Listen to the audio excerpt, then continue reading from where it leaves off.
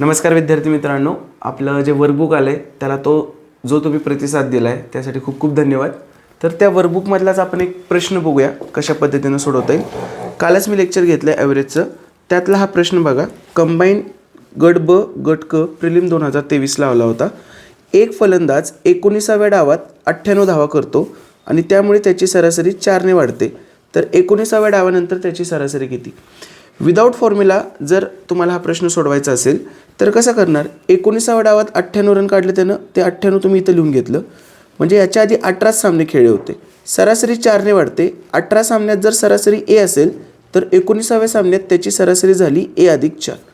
मग आपण आपल्या मेथडने कसं करतो? 18चं झालं 19 म्हणजे 1नं वाढलं, एचं झालं a+4 म्हणजे 4नं वाढलं, म्हणजे 1 गुणिले a+4 आपण इथं लिहितो आणि 18 गुणिले 4 72 आपण इथं लिहितो. हे आपल्याला इक्वेशन मिळतं. हे आपल्याला 19व्या सामन्यातल्या धावा मिळतात. तर त्यांनी विचारलं काय, तर 19व्या डावानंतर त्याची सरासरी किती, म्हणजे a+4चं व्हॅल्यू तुम्हाला विचारलेली आहे. मग a+4ची जर व्हॅल्यू तुम्हाला विचारली असेल तर तुम्हाला 72 कुठं न्यायचं आहे? डावीकडे न्यायचं आहे. मग ते होणार 98 - 72.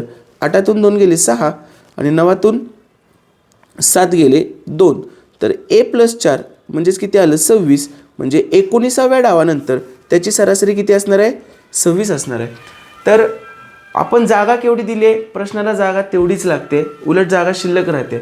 असंच कमी वेळेत कमी जागेमध्ये सोप्या मेथडने जर तुम्हाला अभ्यास करायचा असेल तर डेफिनेटली ही आपली संपूर्ण अंकगणित आणि बुद्धिमत्ता 2026ची बॅच आहे. ती एज्युकल्चर हे ॲप डाउनलोड करून तुम्ही जॉईन करू शकता.